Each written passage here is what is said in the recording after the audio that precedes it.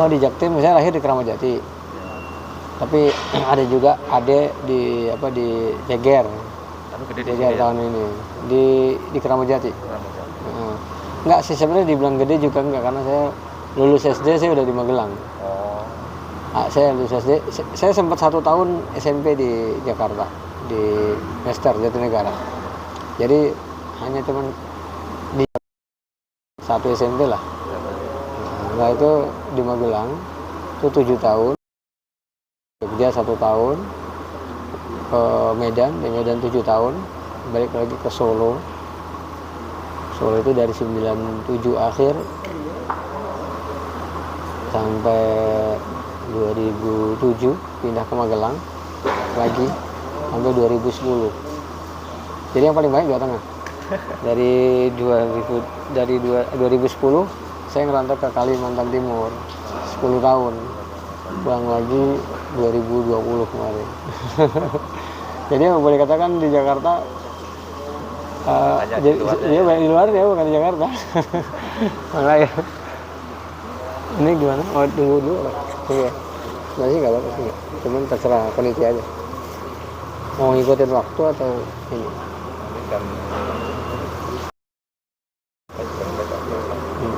Maghrib jam berapa sekarang? Jam 6 kurang? Jam 6 kurang 10 ya.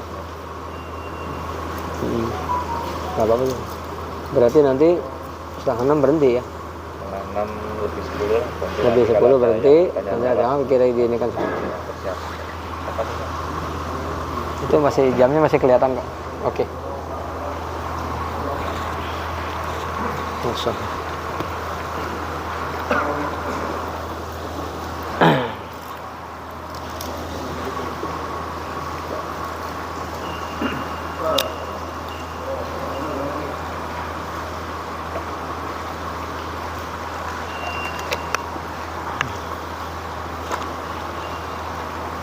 PDF-nya udah di-share ya? PDF-nya udah di-share? Udah.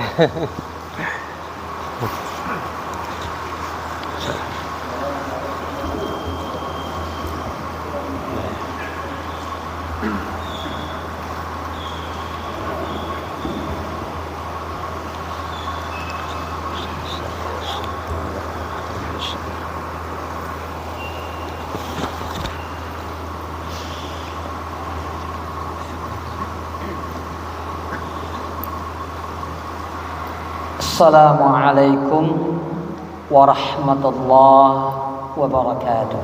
Waalaikumsalam warahmatullahi wabarakatuh. Innal hamdalillah nahmaduhu wa nasta'inuhu wa nastaghfiruhu wa nastahdihi wa na'udzu bihi min shururi anfusina wa min sayyiati a'malina. Man yahdihillahu فهو المهتد ومن يضلل فلن تجد له وليا مرشدا أشهد أن لا إله إلا الله وحده لا شريك له وأشهد أن محمدا عبده ورسوله الذي لا نبي بعده اللهم صل وسلم على نبينا محمد وعلى آله وأصحابه والتابعين وأتباع التابعين ومن تبعهم بإحسان إلى يوم الدين وسلم لنبينا المصطفى تسليما مزيدا. Sahabat muslim sekalian yang dimuliakan oleh Allah Subhanahu wa taala, jamaah al-hadirun, para thalabatul ilmi yang mudah-mudahan senantiasa diberikan kemudahan untuk melaksanakan setiap kebajikan yang bisa menghantarkan kita pada cinta dan keridhaan Allah Subhanahu wa taala di dalam kehidupan di dunia dan mengantarkan kita pada jannah dan ridha Allah di dalam kehidupan akhirat. Pada kesempatan sore hari ini insyaallah dalam silsilatul majalis, dalam rangkaian majelis-majelis ilmu yang mudah-mudahan bisa kita hadiri secara rutin, ya, baik saya sebagai peneman antum, ya, maupun al-hadirun sekalian bisa menghadiri majelis ini secara rutin, sehingga transformasi ilmiahnya itu bisa berjalan dengan baik, ya.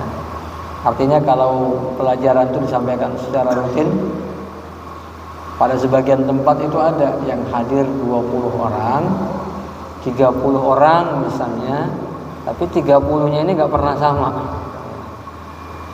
Karena 30 itu 25 beda, yang sama itu aja paling cuma 5 orang.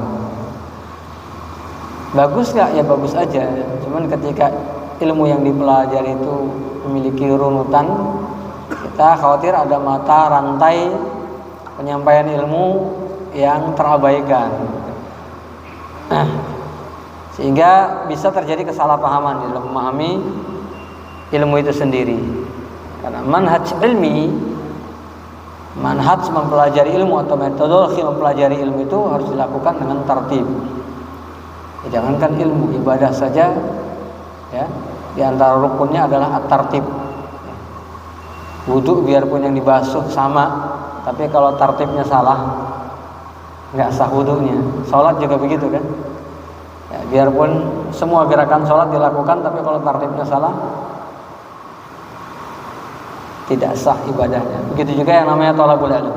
Nah, sahabat muslim dan muslimah yang dimuliakan oleh Allah, mulai pertemuan kali ini kita akan membahas salah satu di antara risalah, buku atau kitab yang sejatinya simpel aja, yang terkait dengan adabu thalabil ilmi, adab dalam menuntut ilmu.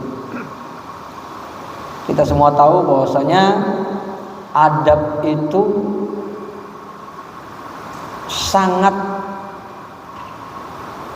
tinggi kedudukannya di dalam Islam dan juga di dalam dunia talabul ilm.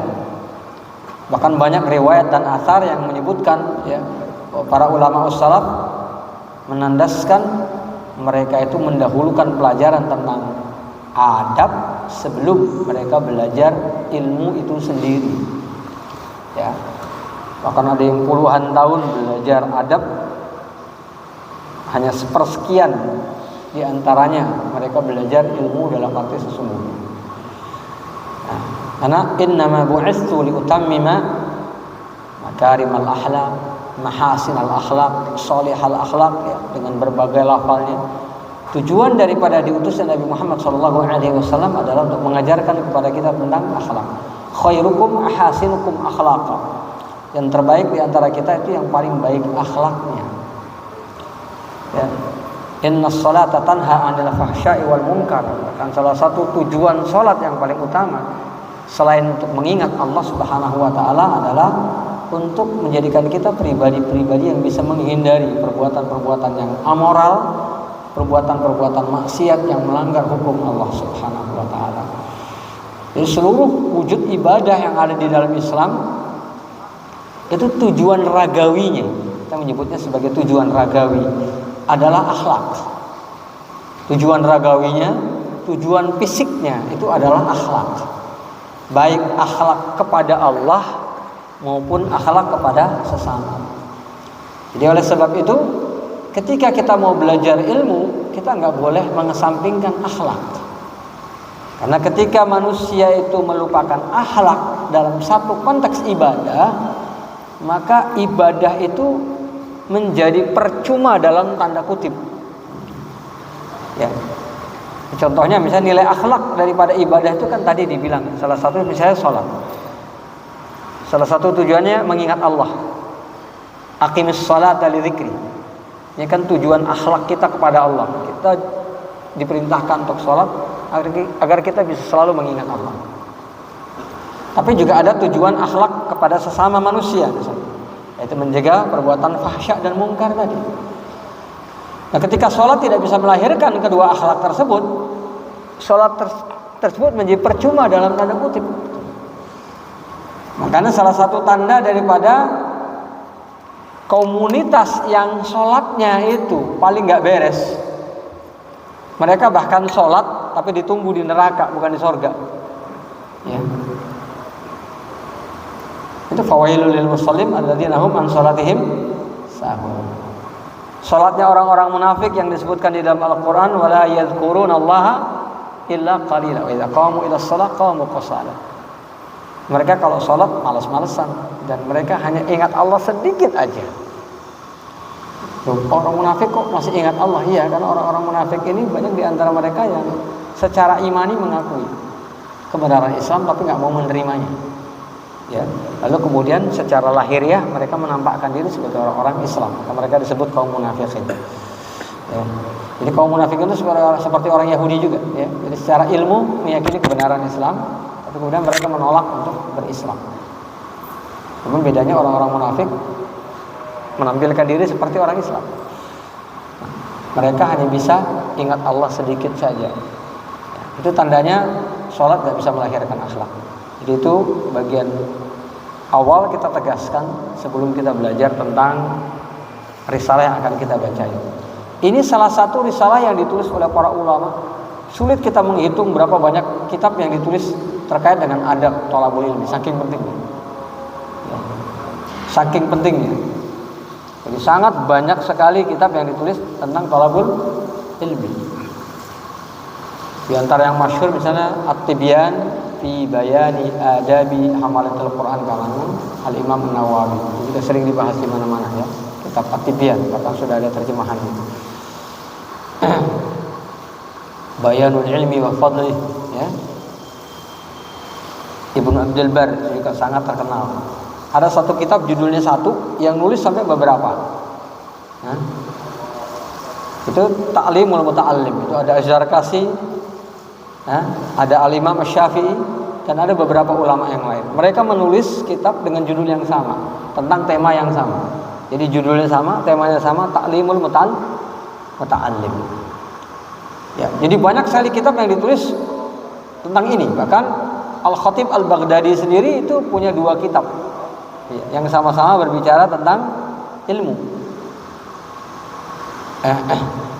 Jadi ada Al-Jami' li Akhlaqir Rawi wa Adabi As-Sami'. Ada juga Iqtida'ul Ilmi wal Amal. Itu ditulis oleh Al-Khatib Al-Baghdadi. Dua-duanya berbicara tentang adab thalabul ilmi. Satu ulama menulis 2 kitab terpisah yang sama-sama berbicara tentang itu. Ya. Banyak Abu Bakar Al-Jazairi juga ada, ya, dan banyak sekali ulama, baik itu kontemporer maupun ulama-ulama yang lain.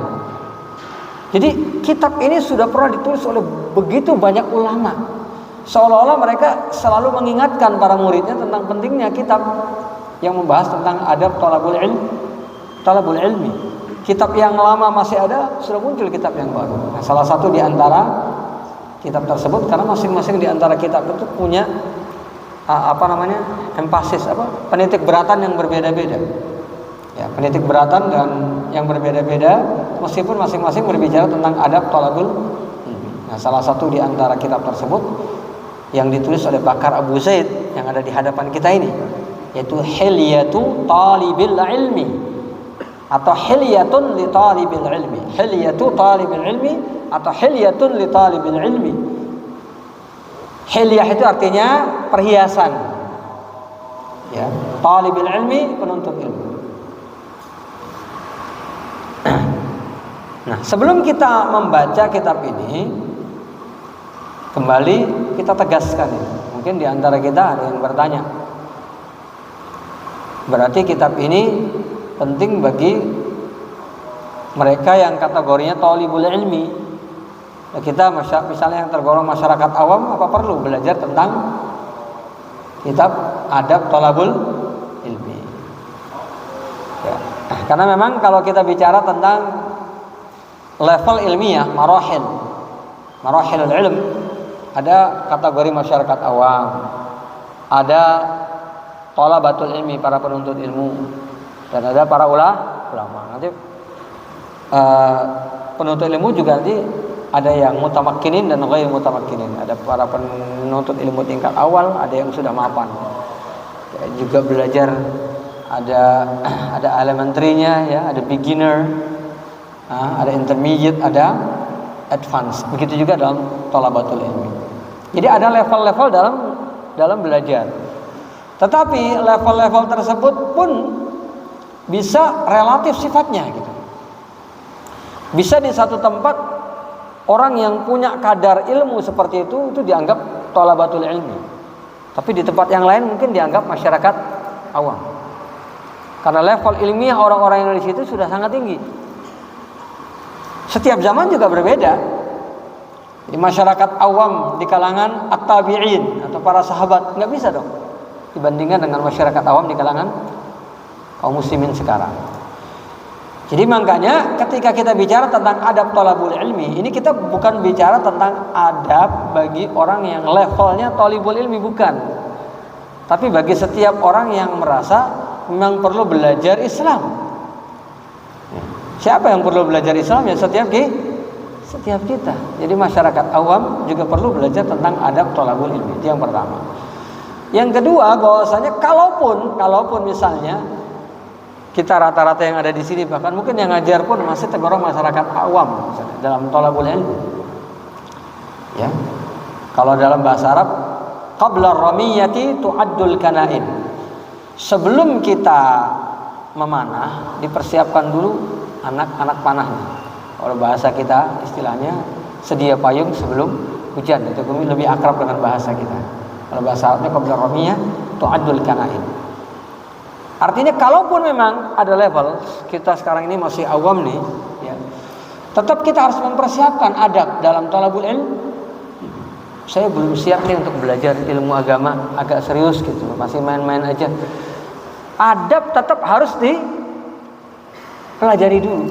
Kan sudah ditegaskan tadi bahwa para ulama salaf dulu menegaskan mereka belajar adab dulu baru belajar ilmu. Jadi antum yang merasa saya belum siap nih untuk serius betul yang namanya thalabul ilmi, ya antum juga harus belajar adab dulu. Jangan sampai antum sudah serius thalabul ilmi malah kalian ketinggalan belajar adabnya. Justru itu sangat berbahaya sekali. Banyak sekali orang yang baru belajar, baru ngaji, levelnya seolah-olah sudah alim kabir, sudah ulama besar, sudah bisa fatwa sana, fatwa sini, iya kan? Bukan cuma masyarakat awam, ustadz pun bisa gampang disalah-salahin. Ini kan salah satu diantaranya penyebabnya adalah karena kurangnya nilai-nilai adab itu dalam thalabul ilmi. Itu makanya perlu adab. Ya. Mungkin thalabul ilmi dalam bahasa kita, mungkin orang awam di kalangan masyarakat Indonesia kalau dengar thalabul ilmi kurang akrab. Tapi kita mungkin lebih akrab dengan istilah ngaji. Kalau orang-orang belakangan karena generasi milenial ikut kajian, ya, ikut kajian. Kalau ngaji dulu di zaman saya kecil itu belajar baca Quran aja, ngaji, ya, belajar abatasa, belajar ngeja-ngeja itu ngaji. Jadi di masa selanjutnya ketika yang namanya thalabul ilmi itu sudah lebih akrab dengan masyarakat secara umum baru dikenal istilah. Ya, itu teman-teman yang udah ngaji, itu teman-teman yang belum ngaji, ya, yang udah ngaji nanti dipanggil akhi, ukhti, ya, kadang gitu ya. Saya kemarin udah nyampaikan ya, kenapa saya lebih banyak memasyarakatkan istilah kaum muslimin dan muslimat, ya, sahabat muslim dan muslimah. Kenapa saya tidak menggunakan akhwat fiddin, ikhwan fiddin? Karena istilah-istilah yang saya sebut terakhir ini seringkali sekarang dijadikan sebagai diskriminasi secara tanpa sadar. Yang udah ngaji dipanggil akhi, ukhti, kalau enggak. Ya, ada perempuan udah pakai hijab syar'i, kemudian kata temannya, udah jadi ukhti sekarang.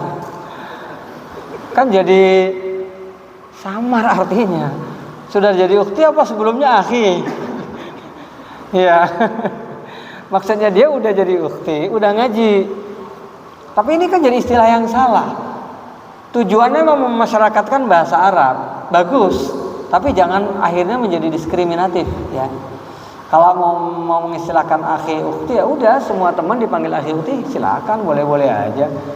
Kita bilang I sama you aja nggak masalah kan. Ente sama ane juga nggak masalah kan. Ya bagus aja kalau masyarakat Nusantara, tapi jangan diskriminatif. Ya.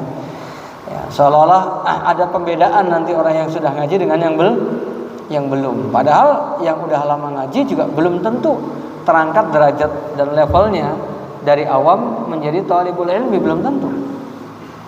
Ya. Ada yang mungkin belum ngaji menurut istilah kita, tapi secara keilmuan mungkin sudah thalibul ilm. Nah, jadi itu ya. Kita kembali kepada pembahasan. Jadi kitab ini penting buat kita semua. Dengan istilah dan bahasa kita, baik orang yang udah ngaji maupun yang belum ngaji. Nah, mungkin itu lebih akrab dengan telinga kita. Yang udah ngaji maupun belum ngaji. Yang sudah akrab dengan dunia kajian atau belum, yang namanya adab thalabul ilmi itu sangat penting sekali. Karena adab thalabul ilmi ini seolah-olah bahasa lain dari adab muslim dan muslimah. Ya, saya ulangi lagi ya. Jadi adab thalabul ilmi ini dengan bahasa lain itu seperti merupakan ganti dari ungkapan ya akhlak bagi muslim dan muslimah. Untuk menjadi muslim dan muslimah kita kan perlu beribadah. Untuk beribadah kita perlu ilmu. Itu rentetannya nggak bisa dipisahkan satu dengan yang lain. Itu saja mungkin di bagian awal ini perlu saya tegaskan supaya kita paham betul yang kita pelajari ini adab yang harus kita miliki. Ya. Belum tentu nih orang yang udah begitu lama dalam thalabul ilmi berarti adabnya sudah bagus, belum tentu juga. Apalagi kita berkaca sekali lagi pada hadis Nabi, fala rubba muballighin aw amin samin. Kadang-kadang orang yang mendapatkan ilmu belakangan bisa lebih ngerti, bisa lebih menerapkan daripada yang mendapatkan ilmu duluan. Makanya kita membaca kitab ini untuk tawasi bil haq, untuk saling berkaca diri. Ya, sekali lagi ini selalu saya tanamkan di mana-mana ya. Kita belajar ilmu itu untuk saling mawas diri, untuk saling mengingatkan, ya bukan untuk menjadi senjata buat nyalain orang lain. Nah, ini orang belum tahu adab nih, jadi kerjanya gitu ya. Ya kita mengucapkan itu tanpa sadar kita tidak menggunakan adab. Ya, suudzon kepada orang itu kan bukan adab yang baik, betul ya? Asal menyalahkan orang itu juga bukan adab yang baik. Kita kembali ya kepada pembahasan. Oke. Kita masuk pada bagian langsung aja ya. Pasal pertama bagi yang sudah mendownload kitabnya. Bagi yang belum bisa dituliskan, bagi yang mau menulis mencatat bagian-bagian penting yang perlu dicatat, nggak jadi masalah. Dan itu bisa mengulang-ulangnya. Ini sudah diterjemahkan kok ke dalam bahasa Indonesia ya. Saya menerjemahkan bukan versi yang ini, versi yang lain. Ya, bukan kitab ini, versi yang lain. Termasuk Afatul Ilmi itu saya terjemahkan ke dalam bahasa Indonesia. Yang isinya juga tentang adab-adab thalabul ilmi. Yang pertama, adabut talibi fi nafsih. Kalau kita berbicara tentang adab-adab thalabul ilmi, maka di bagian paling depan itu ada adabut talib fi nafsih. Adab-adab yang harus dimiliki talib, penuntut ilmu, fi nafsihi, untuk ditanamkan pada diri sendiri. Itu maknanya secara garis besar. Adab penuntut ilmu yang harus ditanamkan pada diri sendiri. Ya, jadi bukan berkaitan dengan sesuatu yang sifatnya interaktif, enggak. Tapi sesuatu yang harus ditanamkan di dalam diri kita sendiri. Ketika kita menuntut ilmu, adab-adab itu nggak boleh hilang dari diri kita, nggak boleh lari dari diri kita. Kalau adab itu lari dari diri kita, maka ilmu itu pun akan menyimpang dari tujuan sebenarnya. Nanti akan kita jelaskan kenapa itu bisa terjadi. Ya, ini adab-adab penuntut ilmu fi nafsihi, pada dirinya, artinya adab-adab penuntut ilmu yang harus ditanamkan pada diri sendiri. Yang pertama adalah al-ilmu ibadah. Ya, jadi yang pertama, bagian pertama dari pembahasan bab ini, ilmu itu adalah ibadah. Aslul usuli fi hadhil hilyah. Aslul usuli fi hadhil hilyah. Bal wa fi kulli amrin matlubun ilmuka. Ya, jadi aslul usul fi hadhil hilyah artinya adalah hal paling mendasar dari mutiara akhlak penuntut ilmu, hal paling mendasar. Hadhil hilyah itu bisa yang dimaksud adalah kitab hilyah ini. Jadi hal paling mendasar dari kitab hilyah ini bisa juga yang dimaksud hal paling mendasar dari hilyah, dari mutiara penuntut ilmu. Aslul usul fi hadhil hilyah bal wa fi kulli amrin matlubun ilmuka. Bahkan sebenarnya dasar dari segala sesuatu yang harus kita ketahui, bukan cuma kitab ini aja, bukan hanya bicara tentang mutiara akhlak penuntut ilmu. Dalam segala hal paling mendasar itu adalah bi annal ilma ibadah. Satu kaidah ini yang paling harus kita pahami, bahwa ilmu itu adalah ibadah. Ilmu itu adalah ibadah. Qala ba'dul ulama, sebagian ulama mengatakan al-ilmu sholatus sirri wa ibadatul qalbi. Yang namanya ilmu itu adalah sholat yang gak kelihatan atau ibadah hati. Sampai poin ini aja terlebih dahulu. Jadi ini bagian pertama yang harus kita pahami tentang kaidahnya, yaitu bahwa ilmu itu adalah ibadah. Ilmu dalam definisi bahasa Arab atau dalam kosakata bahasa Arab lah kita katakan, ilmu itu bisa memiliki dua arti ya. Ilmu itu bisa memiliki dua arti yang dimaksud oleh para ulama. Ilmu yang pertama adalah al-ilmu diddul jahli, lawan kata dari jahal. Ilmu lawan katanya jahal. Orang yang alim itu orang yang berilmu, orang yang jahil itu orang yang enggak berilmu. Ya ingat, jangan sampai tertukar dengan jahil. Bahasa Indonesia jahil itu ngerjain orang gitu. Ya kan? Nah. Sama dengan syirik ya, syirik itu lawan kata dari tauhid. Indonesia syirik itu artinya hasad, dengki, ya kan? Syirik dan dengki. Ya, hati-hati. Ya, itu kontaminasi bahasa Indonesia yang kalau kita belajar ilmu sering ketukar-tukar, itu bahaya. Ya. Jadi jahil dalam pengertian bahasa Arab itu kan lawan kata dari alim, orang yang berilmu. Ya. Ilmu sendiri lawan kata dari jahal. Jahal artinya nggak berilmu. Orang yang berilmu yang keluar dari jahal. Jadi ilmu yang pertama adalah lawan kata dari jahal. Lawan kata dari jahal. Jadi orang yang alim, orang yang berilmu. Kalau dikatakan innama yakhshallah min ibadihil ulama, orang yang takut kepada Allah hanyalah orang-orang yang berilmu. Jadi untuk bisa bertakwa kepada Allah, kita harus punya ilmu. Tapi ilmu yang nggak bisa membuat kita takut kepada Allah, meskipun kita sudah belajar mati-matian, itu berarti belum menjadi ilmu. Saya sering mengatakan seperti orang yang belajar ilmu renang secara teori. Ya, belajar gini, kalau mau tenggelam gini, kaki harus gini, kepala begitu dimasukin ke air langsung kelelep.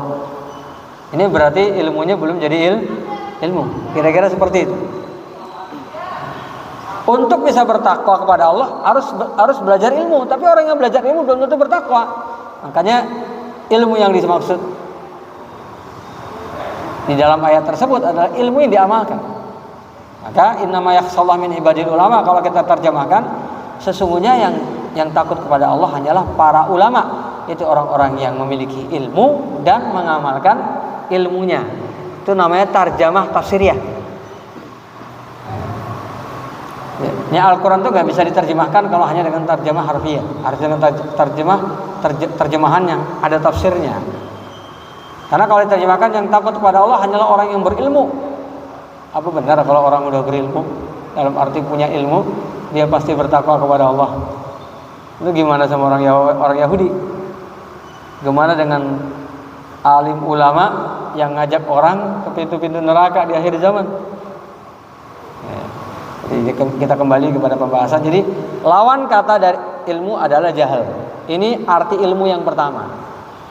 Tapi ilmu yang kedua artinya adalah at-ta'allumu, belajar. Jadi para ulama sering juga menyebutkan kata ilmu artinya belajar. Alaika bil ilmi, hendaknya kamu belajar. Fa'lam annahu la ilaha illallah, kita harus belajar. Ya, harus memiliki ilmu tentang la ilaha illallah. Di fa'lam annahu la ilaha illallah itu belajar ilmu tauhid. Ya, kita harus belajar la ilaha illallah, fa'lam. Jadi fa'lam yang dimaksud ini adalah fata'allam, belajarlah. Nah, jadi seringkali orang Arab menyebut kata al-ilmu, atau para ulama menyebut kata al-ilmu artinya adalah at-ta'allum, belajar. Dan itu yang sering ditafsirkan terkait dengan ini, al-ilmu ibadah, bahwa belajar itu adalah ibadah. Yang sering dijabarkan oleh para ulama kalau sudah membahas tentang kaidah al-ilmu itu ibadah adalah al-ilmu ini diterjemahkan, ditafsirkan dengan belajar. Dan itu benar. Tetapi sebenarnya yang dimaksud adalah dua-duanya. Jadi pertama, kalau dikatakan ilmu itu ibadah, belajar itu adalah ibadah. Yang pertama, belajar itu adalah ibadah. Ilmu dalam arti belajar. Karena Allah di dalam Al-Quran sampai menyetarakan orang-orang yang belajar dengan orang-orang yang berjihad. Bahkan nanti dalam ayat yang lain dikatakan lebih tinggi, ya.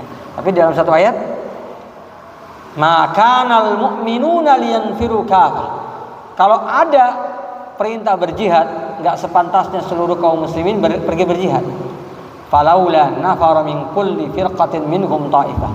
Hendaknya setiap komunitas mengutus beberapa orang di antara mereka liyatafaqahu fid din, untuk tetap belajar ilmu agama. Waliyunziru qaumahum idza raja'u ilaihim. Ya, nanti ketika mereka kembali dari berperang, pulang kembali ke negeri mereka, ada yang mengajarkan mereka ilmu agama. Jadi sudah wajib nih, jihad sudah fardu ain, bukan fardu kifayah, tapi fardu ain. Setiap muslim harus berjihad. Tetap harus disisihkan sebagian di antara kita talabul ilmu. Di asbabu nuzul ayat ini kan karena banyaknya hafiz-hafiz Al-Quran yang ikut terbunuh fisabilillah. Ya, turun ayat ini untuk mengingatkan kaum muslimin bahwa tetap harus ada yang konsentrasi dalam talabul ilmu. Jadi oleh sebab itu para ulama itu dengan pena-pena mereka itu derajatnya tidak lebih rendah daripada kaum mujahidin dengan senjata-senjata mereka. Ya, akan tinta para ulama itu disetarakan dengan darahnya para syuhada. Itu secara hukum fikih, ya. Ini kita nggak bicara tentang riwayat, tentang hadis, asar dan lain sebagainya, enggak. Tapi itu secara hukum fikih. Karena di berbagai hadis, di berbagai dalil itu dijelaskan tentang keutamaan orang yang berilmu yang tidak berada di bawah level orang-orang yang berjihad fisabilillah. Ya, jadi tentang hal ini tidak diragukan lagi bahwasanya al-ilmu ibadah artinya belajar ilmu itu ibadah. Maka nanti akan berlaku syarat-syarat ibadah dalam thalabul ilmi. Itulah maksudnya. Karena thalabul ilmi itu adalah ibadah. Nah, makna yang lain adalah bahwa al-ilmu ibadah, ilmu itu sendiri adalah ibadah. Ini yang gak terlalu banyak dijelaskan. Padahal al-ilmu itu sendiri, ilmu itu sendiri adalah ibadah. Makanya man yuridillahu bihi khairan yufaqihu fiddin. Siapapun yang Allah inginkan untuk menjadi baik, akan Allah jadikan dia orang yang berilmu dalam agama. Karena semata-mata ilmu itu sudah ibadah. Jadi artinya gini, ketika antum tahu misalnya hijab syar'i itu wajib bagi wanita muslimah, sekadar antum tahu saja itu sudah ibadah. Antum mendapatkan ilmunya itu sudah ibadah. Oh, saya tahu sekarang. Berarti itu sudah mengenal kewajiban. Karena mengenal itu adalah awal daripada ilmu. Namanya al-bayan.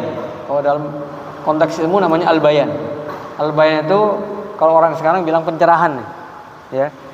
Ya. Datangnya pencerahan, oh ini wajib, ini haram. Begitu kita tahu, itu kita sudah ibadah. Oleh sebab itu ketika orang banyak ilmunya, dia bisa banyak beribadah dengan amalan yang sama. Bisa lebih banyak beribadah dengan amalan yang sama.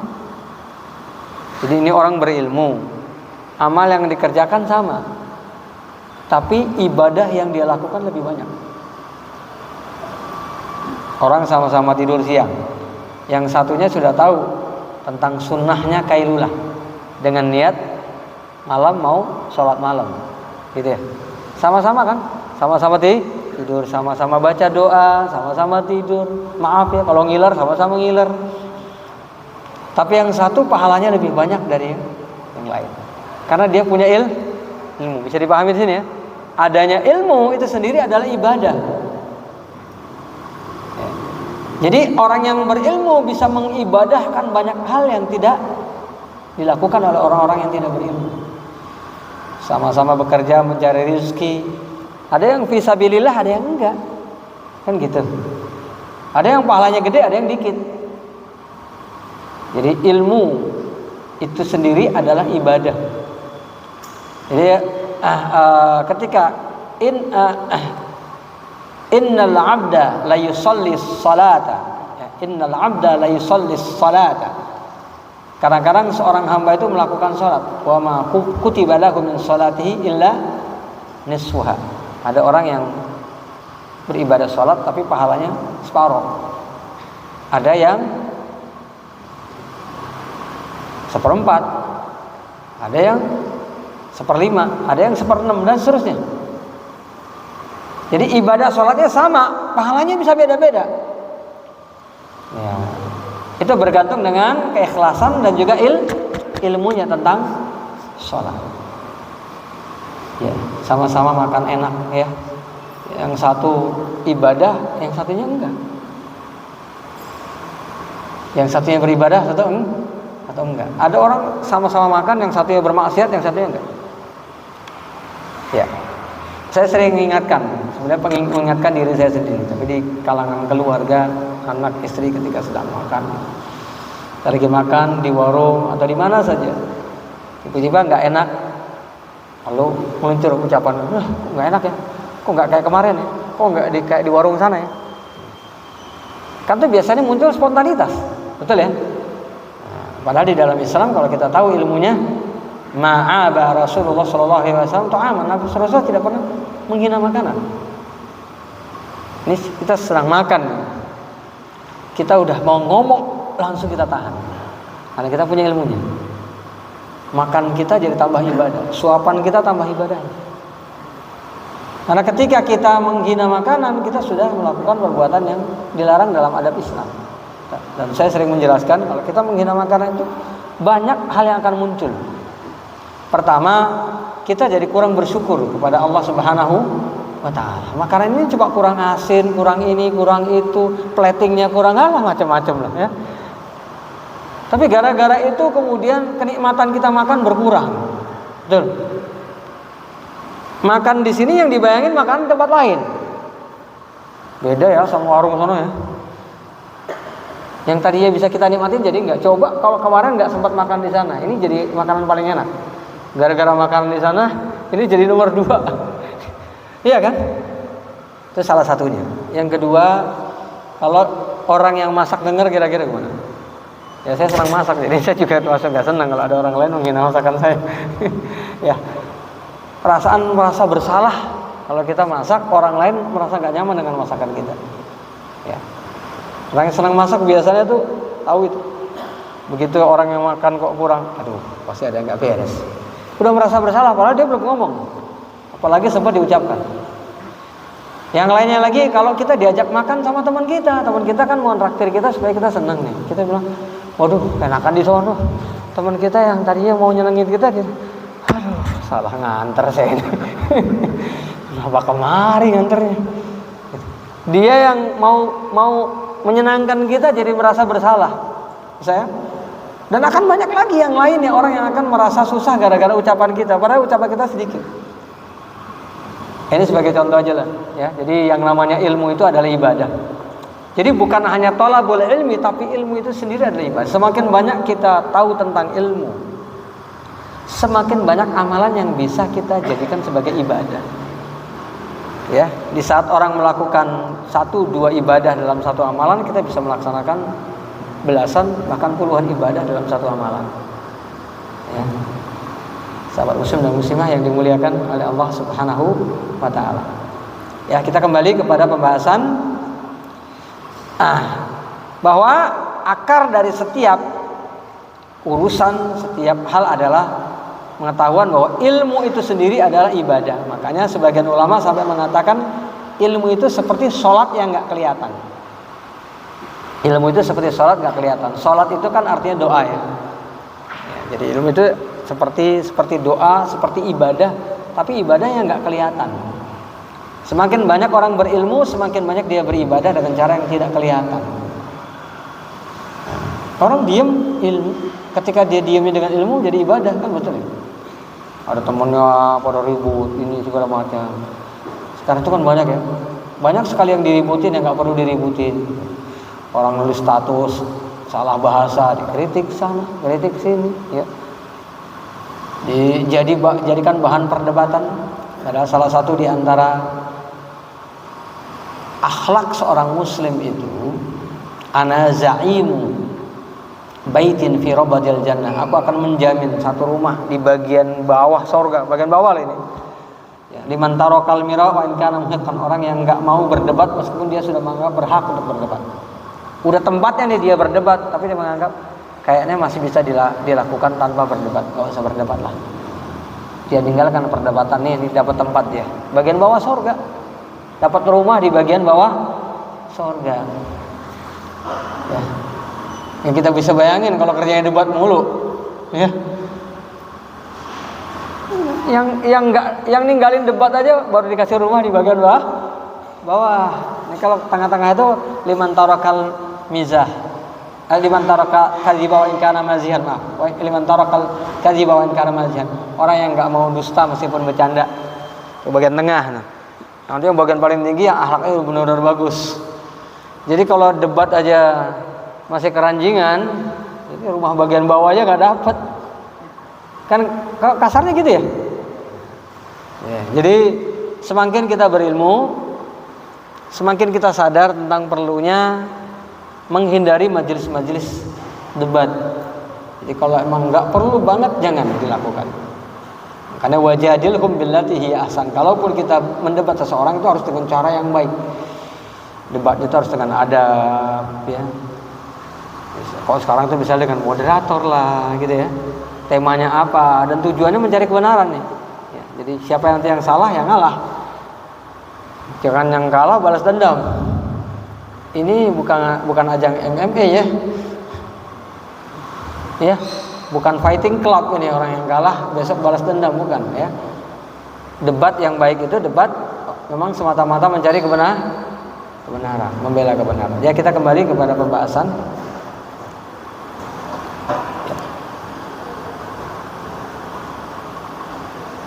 Ya.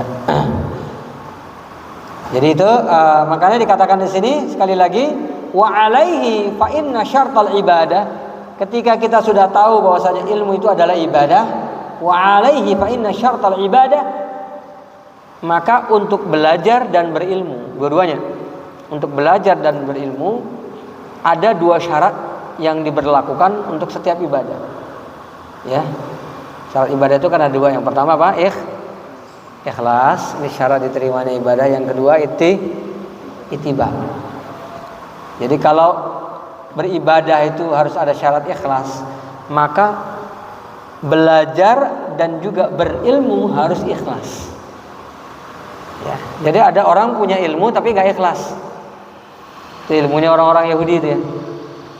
Ilmunya iblis yang pernah saya sampaikan pada pertemuan yang lalu. Ilmunya iblis. Jadi ilmunya iblis itu ilmu tauhidnya aja tauhid tingkat tinggi kan. Karena ilmu tauhidnya iblis itu ilmu yakin sudah. Bahkan hakul yakin. Ya, jadi dia iblis itu bukan hanya percaya Allah itu ada, Allah menciptakan segala, sudah langsung berkomunikasi dengan Allah. Kita kan nggak ada yang berkomunikasi langsung dengan Allah kan? Nggak ada. Si yakin-yakinnya kita hanya dari belajar, dari ilmu yang pernah disampaikan guru kepada kita. Ya, iblis enggak. Jadi yakinan mana tentang Allah antara kita dengan iblis? Tapi ilmunya bukan ilmu ikhlas. Ya, jadi ilmu dan belajar itu syarat pertamanya adalah ikhlasun niyyati lillahi ta'ala. Karena ilmu dan belajar adalah ibadah, maka syarat utamanya adalah ikhlas niat karena Allah Subhanahu wa taala. Karena Allah berfirman di dalam Al-Qur'an, "Wa ma umiru illa liya'budullaha mukhlishina lahud-din hunafa." Jadi orang-orang yang beriman termasuk ahlul kitab dulu, mereka hanya diperintahkan oleh Allah untuk beribadah kepada Allah secara ikhlas, lurus agamanya. Ini ayat yang sering disampaikan kalau kita sudah berbicara tentang wa fil haditsil fardi al masyhur, dalam salah satu hadis, wa fil haditsil fardi al masyhur an Umar bin Khattab radhiyallahu taala anhu.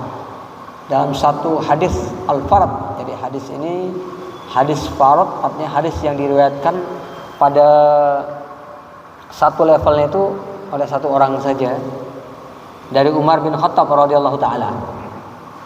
Ya. Tapi hadis ini masyhur. Jadi meskipun hanya diriwayatkan pada satu tingkatan perawinya itu hanya diriwayatkan oleh satu orang saja, tapi hadis ini sangat masyhur sekali dari Umar bin Khattab radhiyallahu taala anhu. Bahwasanya Nabi sallallahu alaihi wasallam bersabda, "Innamal a'malu binniyat." Ini awal hadis. Tapi sebenarnya saya sering menyampaikan bukan ini dalilnya. Jadi dalil ikhlas itu bukan innamal a'malu binniyat, tapi dalil ikhlas itu yang keduanya. Wa innama likulli imri'in ma nawa. Ya, dalil ikhlas itu yang kedua. Dalil yang bagian pertamanya apa? Innamal a'malu binniyatu laisal amalu illa binniyat. Bahwa yang disebut amalan hanya yang ada niatnya. Jadi bukan amalan bergantung niat, enggak. Amalan bergantung niat itu bagian keduanya. Bagian yang pertama, yang disebut amal hanya yang disertai niat. Jadi kalau ada orang jalan ke Sandung, niat enggak? Enggak. Kayak ini sebagian ada yang ngantuk ini. Itu bukan amalan. Jadi makanya nggak ada hukumannya, nggak ada hukumnya, dosa gitu nggak bisa. Karena nggak ada niat. Kecuali kalau belum masuk udah niat. Nanti saya duduk sebentar saya mau ngantuk. Nah baru, iya kan? Jadi orang yang ngantuk dalam majelis nggak salah. Ya bukan saya benerin ya. Silakan ngantuk di dalam majelis. Tapi saya nggak coba ngajarkan ya orang yang ngantuk jadi salahin. Namanya ngantuk, kan nggak ada niat. Tapi kalau di sini dia bawa bantal, ya begitu ngantuk dia taruh dia tidur, nah, itu baru amalan karena udah niat. Ya jadi yang disertai niat itu baru amalan. Karena banyak orang mengerjakan sesuatu nggak ada niat itu bukan amalan. Sesuatu yang terjadi tanpa niat bukan amalan, tidak ada hukumnya, namanya tidak disertai dengan niat. Itu bagian pertama. Innamal a'malu binniyat itu artinya laisatil a'malu illa binniyat. Bahwa yang disebutkan amal itu hanya yang disertai dengan niat. Wa innamal likulli imri'in ma nawa, baru setiap orang akan mendapatkan sesuai dengan apa yang dia niatkan. Nah, tapi biasanya selalu yang disebutkan dalilnya innamal a'malu binniyat. Ya, para ulama ketika menyebutkan ini maksudnya adalah hadis innamal a'malu binniyat dari awal sampai akhir. Ya, gitu maksudnya, bukan bagian pertamanya ini yang menjadi dalil utamanya, bukan. Karena bagian awal sampai akhir itu saling bersambung. Pamangkanat hijratuhu lidunya yusibuha aw imra'atin yankihuha fa hijratuhu ila ma hajara ilaihi. Ya. Maka hijratuhu lillahi wa rasulih, kalau hijrahnya karena Allah dan Rasulnya, dia dapat itu. Tapi kalau hijrahnya karena wanita, hijrahnya karena dunia, ya dapatnya itu. Itu kan sambungannya. Ya kita kembali, ini hadis dan ayat berbicara bahwasanya yang namanya belajar dan berilmu itu perlu menjaga niat. Maka para thalabatul ilmi ingat, karena ini adalah adab thalabul ilmi, karena ilmu itu adalah ibadah. Sesuatu di bagian paling pertama yang harus kita jaga itu niat. Kita boleh kekurangan sebagian di antara kemampuan kita dalam thalabul ilmi, kurang duit, kurang waktu kan. Syarat-syarat thalabul ilmi itu ada. Waktu yang panjang gitu kan, mengeluarkan harta gitu ya, semangat, konsentrasi, kecerdasan gitu ya. Bagian yang lain boleh berkurang.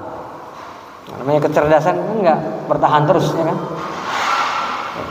Saya menyebutkan ini salah satu status saya sebenarnya penjelasan dari para ulama.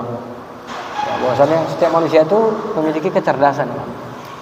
Tapi ketika seseorang itu sudah terlalu banyak hamburkan kecerdasannya untuk hal-hal yang enggak berguna, dia akan kehilangan kecerdasannya untuk bisa memahami fikih, memahami kebenaran, dan memahami hal-hal yang berguna.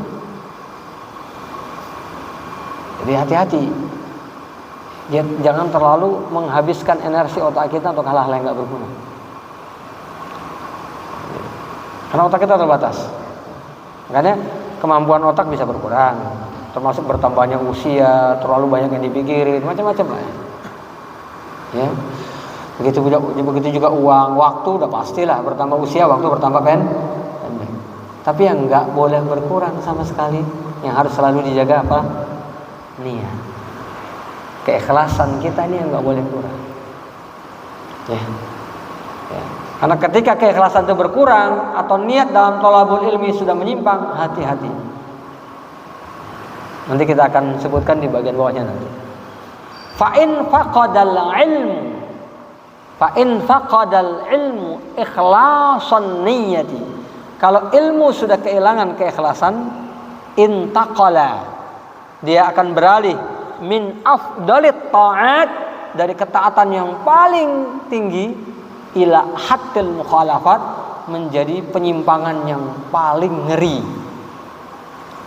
Ini supaya akhir ujungnya sama aja itu ya. Tinggi, ngeri gitu ya. Itu edisi terjemahan ya. Tapi haddil mukhalafat maknanya artinya sekitar itu ya. Kalau niatnya itu berubah gitu, kita kehilangan keikhlasan. Kita kan sering mendengar kan, man salaka tariqan, orang yang meniti suatu jalan. Jadi kalau kita terjemahkan, orang yang melakukan satu aktivitas tertentu, itu man salaka tariqan, apapun itu. Karena kalau salaka tariqan itu dipahamin secara lahirnya jalan aja, itu seolah-olah hanya jalan ketika menuju majelis ilmu kan gitu ya. Padahal dimaksud di sini melakukan semua aktivitas. Man salaka tariqan, siapapun yang melakukan aktivitas apapun, man salaka yaltamisu fihi ilman, yang aktivitas tersebut mengandung muatan menuntut ilmu. Itu terjemahannya dengan bahasa kita. Yaltamisu fihi ilman, sahalallahu lahu bihi tariqan ilal jannah, maka dengan aktivitas tersebut Allah akan memudahkan jalannya menuju surga. Bisa lebih dipahami ya di sini ya dengan bahasa kita ya. Ya. Jadi aktivitas apapun yang kita lakukan, kalau tujuannya adalah untuk menuntut ilmu, ya termasuk antum yang ngajak teman antum kemari, yang jadi panitia, ya. Yang jadi panitia itu sudah thalabul ilmi, sudah salaka tariqan, sudah melakukan aktivitas yang di situ ada thalabul ilmi. Jadi orang yang jadi panitia majelis ilmu itu sudah salaka tariqan, karena dia melakukan aktivitas yang aktivitas dalam itu ada thalabul ilmi. Ya. Tadi ada yang mungkin yang nganterin ini, ngatur meja di sini, tiba-tiba misalnya ini sekarang nggak duduk di majelis ini, pamit dia keluar, dia sudah salah katorikon yaltamisu fihi, ya sudah salah katorikon yaltamisu fihi ilman. Mungkin dia, saya dengerin rekamannya aja dah, saya minta nanti catatannya aja dah, saya nggak dengerin. Ya, udah salah katorikan. Maka Allah akan mudahkan baginya jalan menuju surga. Jelas di sini ya bahwasanya jalan yang termudah yang mengantarkan kita ke surga diantaranya apa? Menuntut ilmu. Nah, kalau kita kehilangan keikhlasan, maka dia akan berubah dari amalan yang paling tinggi derajatnya menjadi amalan maaf yang paling durjana. Ya. Dari derajat amalan yang paling tinggi menjadi sebuah tindakan maksiat dan kejahatan yang paling ngeri. Sahabat muslim dan muslimah dimuliakan oleh Allah. Nah, kalau kita itu melakukan aktivitas yang bisa mempermudah kita menuju surga, kalau kita salah niat malah justru mempercepat kita menuju neraka. Jadi yang paling tinggi, paling rendah. Kebalik semuanya. Jadi yang disebutkan namanya oleh para ulama, oleh para malaikat, dimintain ampunan sama binatang-binatang ya, itu kan keutamaan orang yang nuntut ilmu dan mengajarkan ilmu ya. Turun ketenangan dari langit, dinaungi oleh rahmat, didoakan oleh para malaikat gitu ya. Itu kan derajat yang didapatkan oleh orang-orang yang menuntut ilmu, itu semuanya berubah menjadi kebalikannya. Yang turun bukan rahmat, laknat. Bukan doa malaikat tapi caci maki, ya. Bukan doa dari para makhluk Allah tapi laknat dari para makhluk Allah. Bukan permohonan ampun malah permohonan dia untuk dimasukkan ke neraka. Ya. Jadi itu, ketika ikhlas itu berubah.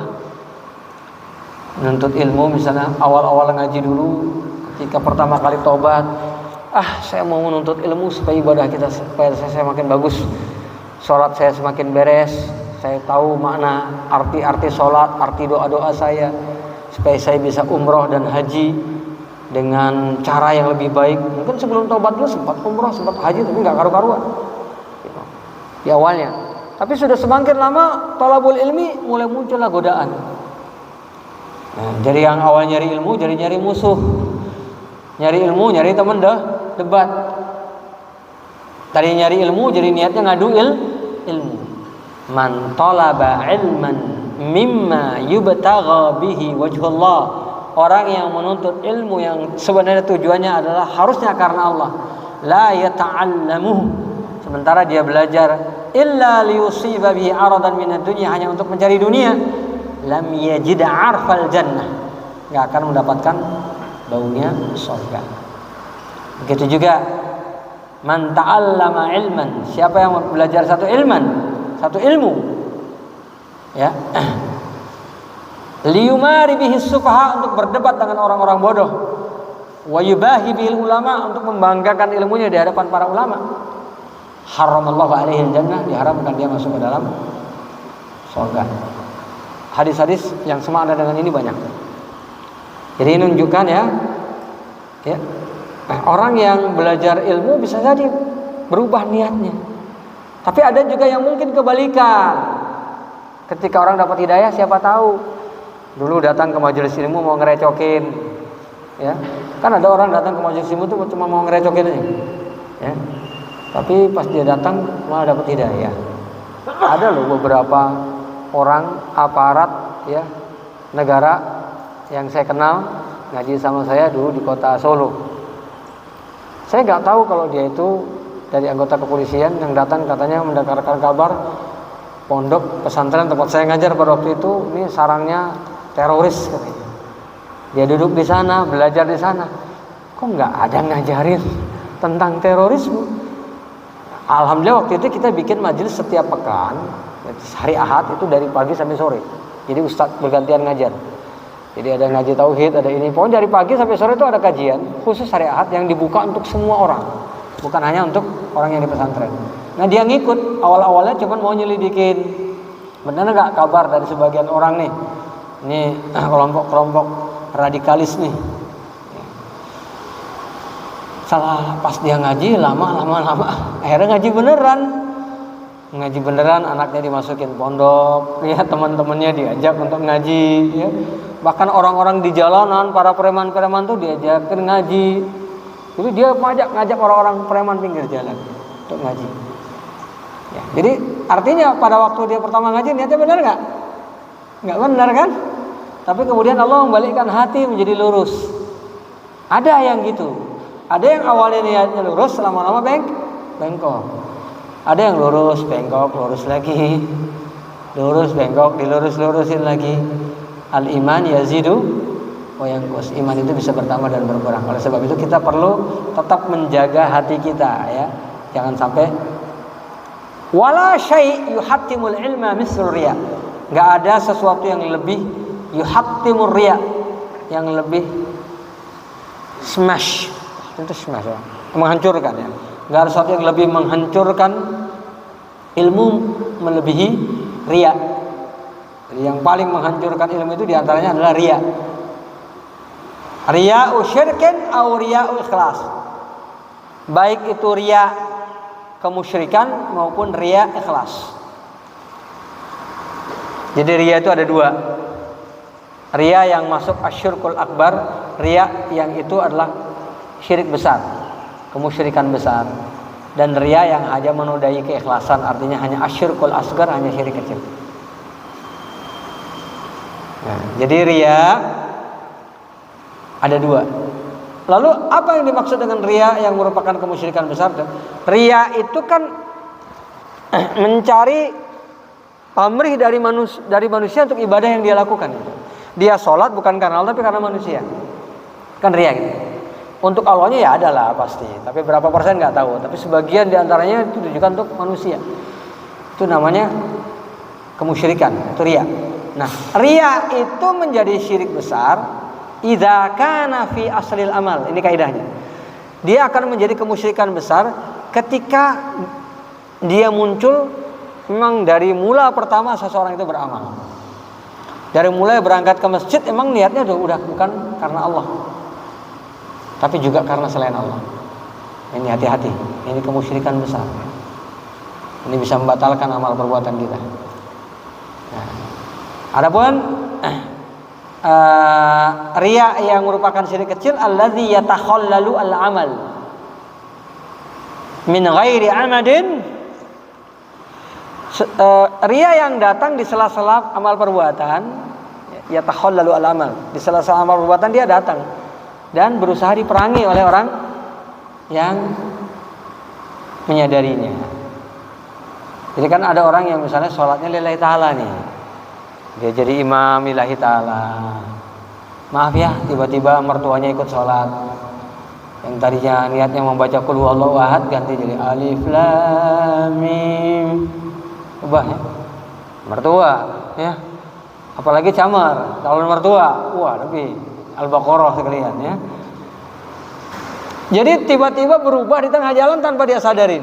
Kan banyak ya orang yang sholat tiba-tiba di sampingnya ada guru di sampingnya, jadi dikhusyuk-khusyuin tanpa disadarin. Dia nggak ada niat dari awal begitu, nggak ada. Tapi datang secara tiba-tiba. Setiap kita pasti bisa kena yang seperti itu. Setiap kita.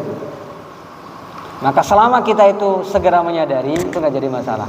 Segera kita perangi. Tapi jangan dibiarin.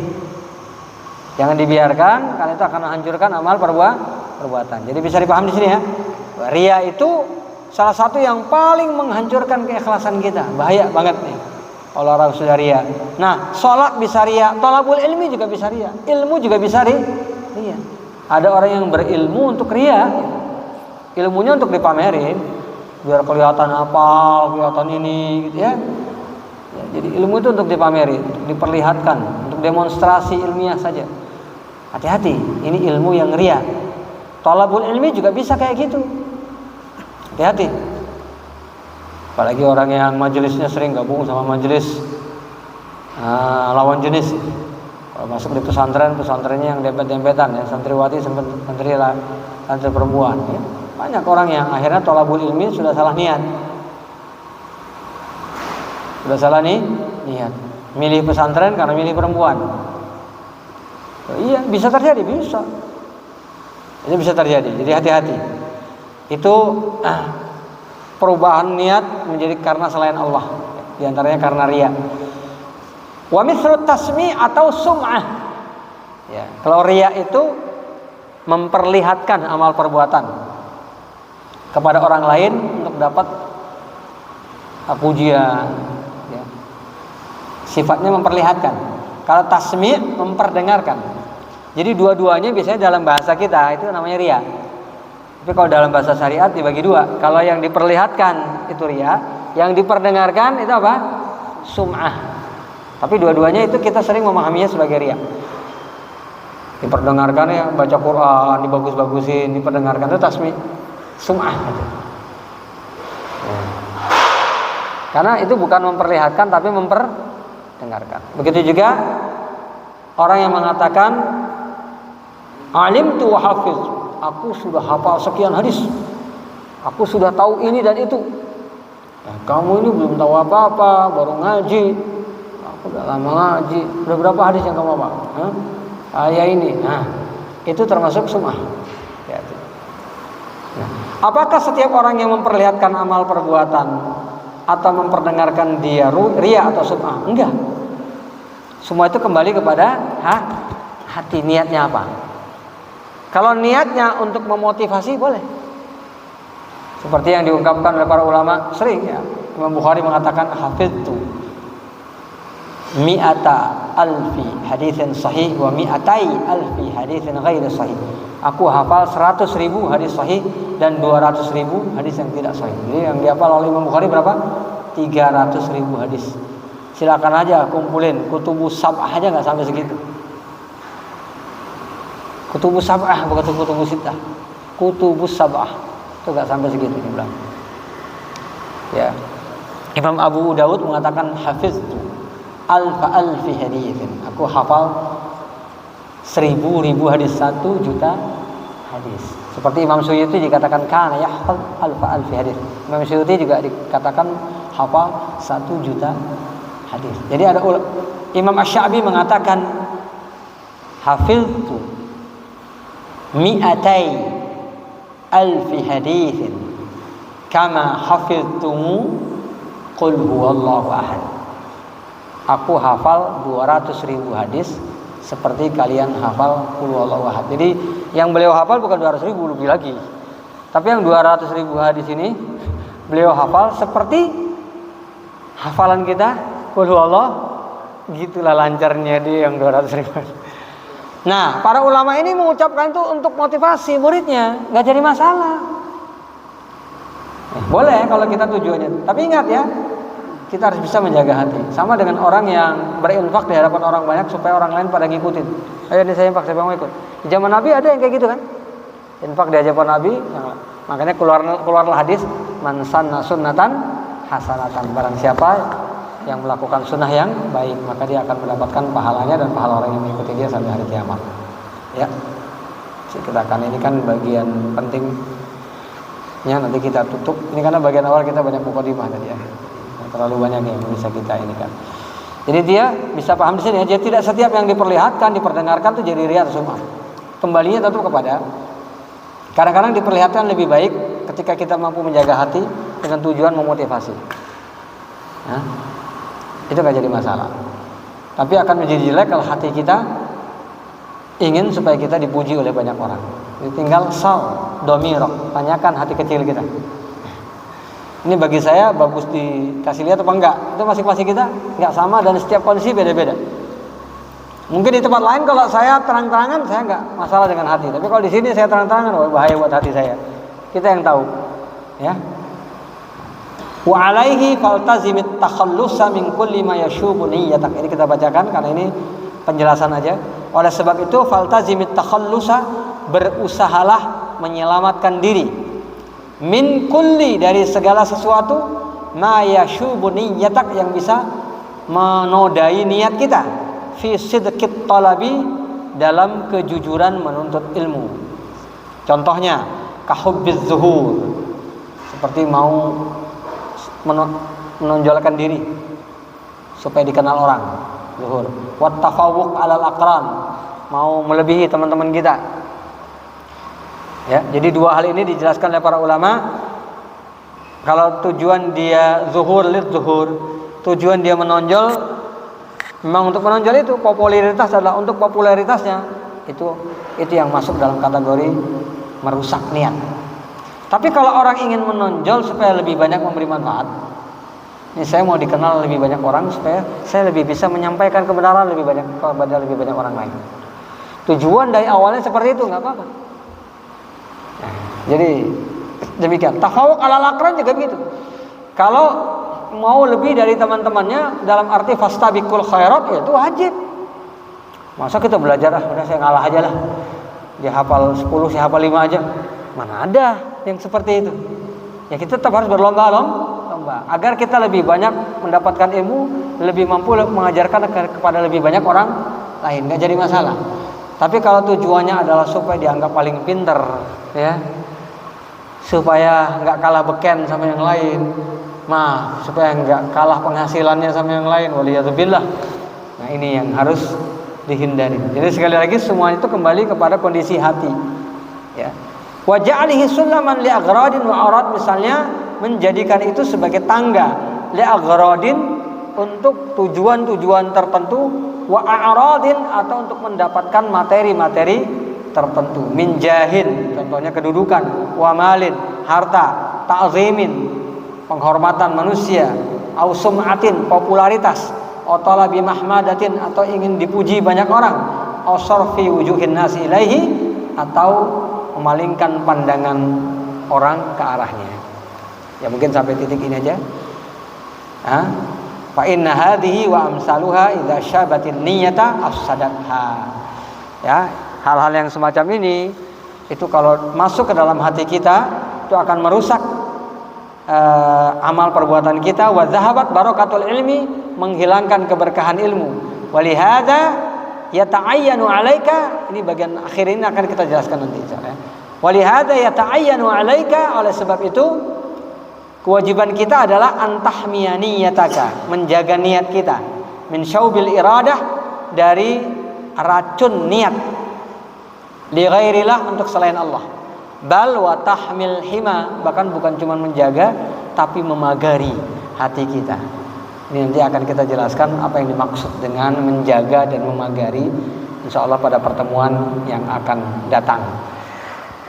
Jadi untuk pertemuan kali ini kita cukupkan di sini saja sebagai mukaddimah dari pertemuan kita. Karena bagian awal ini bagian yang paling penting, jadi maka penitik beratannya itu paling banyak. Bahkan nanti dalam membahas poin-poin selanjutnya ini, poin yang pertama ini selalu akan ngikut nanti akan kita jelaskan. Semua poin yang akan kita jelaskan ini, poin pertama nanti akan tetap ngikut juga. Nggak akan hilang dari pembahasan. Ya, karena ini bagian paling penting dari thalabul ilmi. Jaga niat itu hal yang paling sulit kita lakukan. Ya, menjaga niat itu paling susah. Nah, kadang-kadang orang itu ria nggak merasa ria, sombong nggak merasa sombong. Ya, dia mengadu domba banyak orang tapi nggak ngerasa gitu. Dia bikin keributan nggak ngerasa. Ya itu saja. Udah masuk waktu ini. Waduh, berarti habis sudah total ya. Ya sudah habis waktunya, kita cukupkan di sini saja. Insyaallah akan kita lanjutkan pada pertemuan yang akan datang. Mohon maaf ya atas segala kekurangan. Saya cukupkan di sini saja. Walakum minkum. Assalamualaikum warahmatullahi wabarakatuh.